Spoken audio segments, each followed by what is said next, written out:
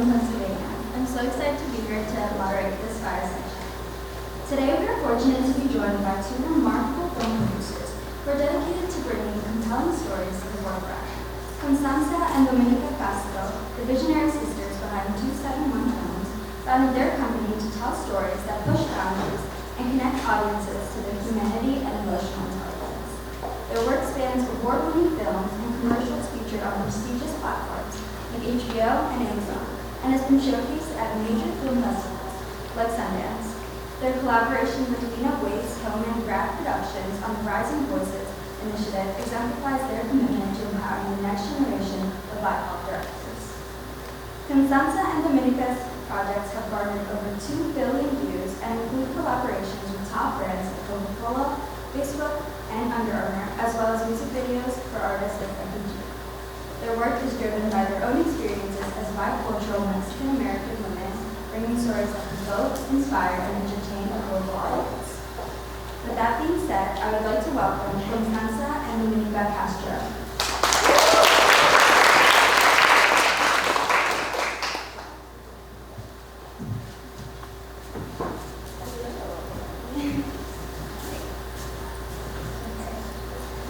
Thank you so much for being here. We all really appreciate it.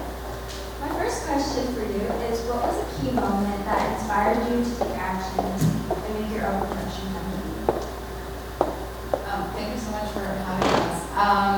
So Loma and I are sisters, and we grew up, we are born in Mexico City, moved to the United States as children, and we always knew we wanted to tell stories. So about 4 years ago, after being in the film industry for about 10 years, about 8 years, we realized the power in our taste and our voice, and the stories that we together could curate through 271 Films, and also the need to empower new voices that maybe sometimes are underfunded or underrepresented. And so that was sort of the driving force into creating 271 Films.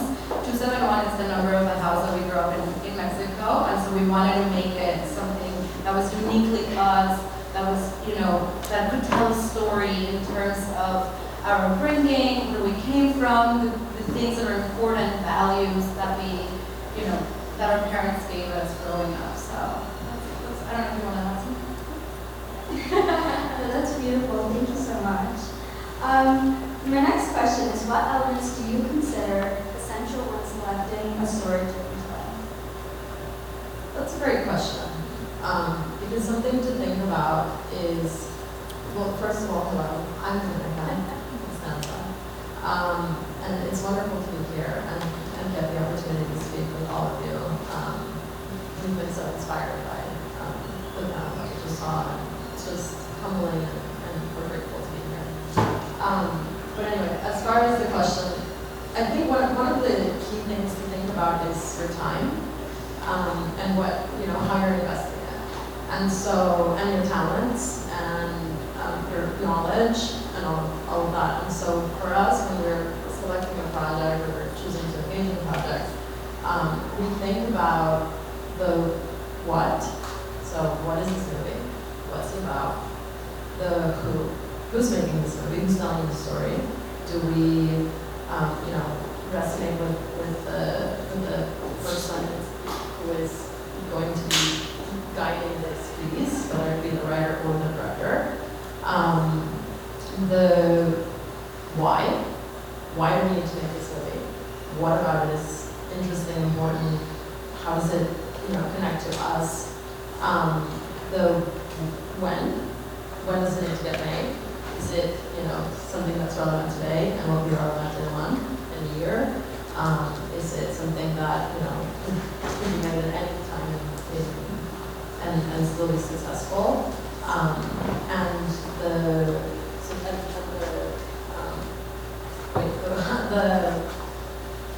what, the why, the who, the when, and how. How are you going to make sure that this movie gets made? And obviously we don't think of it in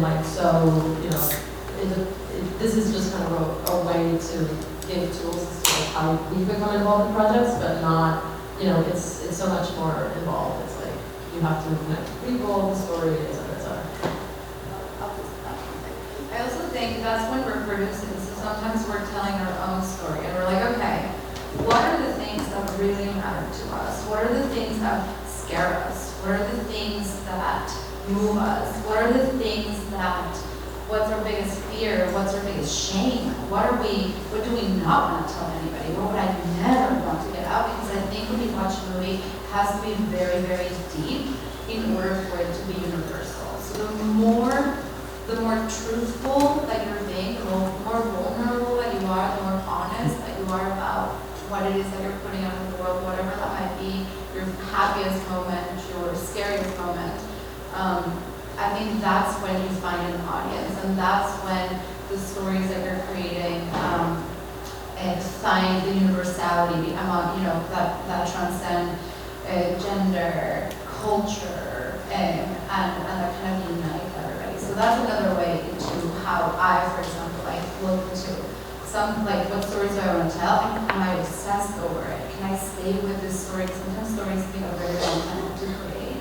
So is this so personal and so, do I need to tell this story so bad that I can stay with it for a year or 2 years, that I won't get tired of it? So I think those are some tools that we use to kind of figure out, does this actually matter?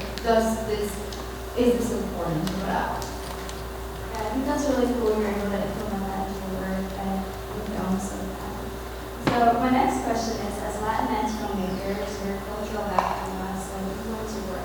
Is there a specific project or time that really impacted your work?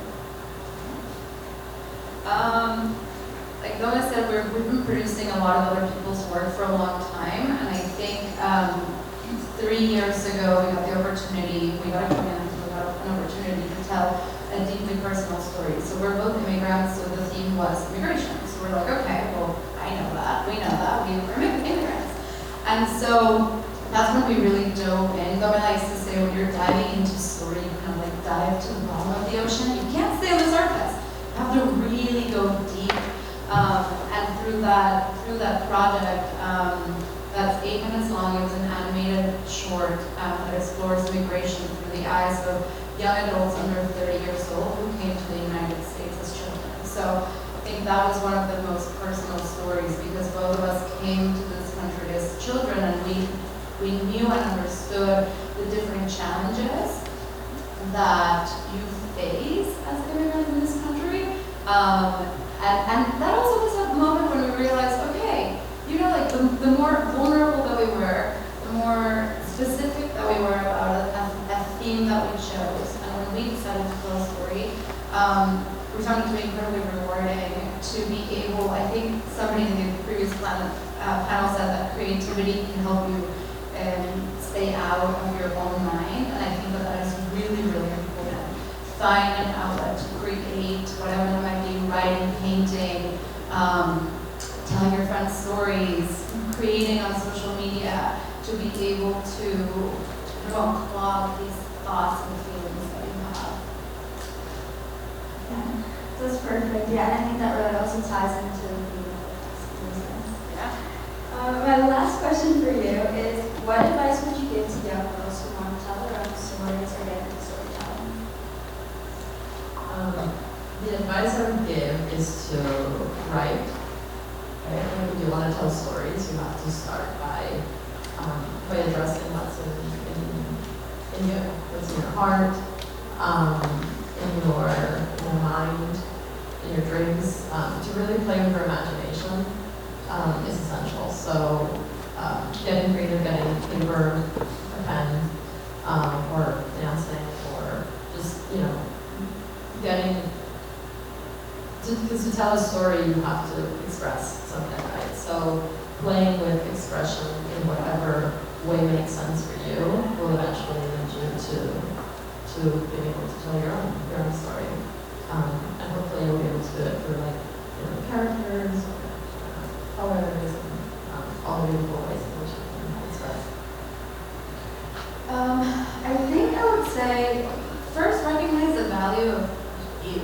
And what makes you you.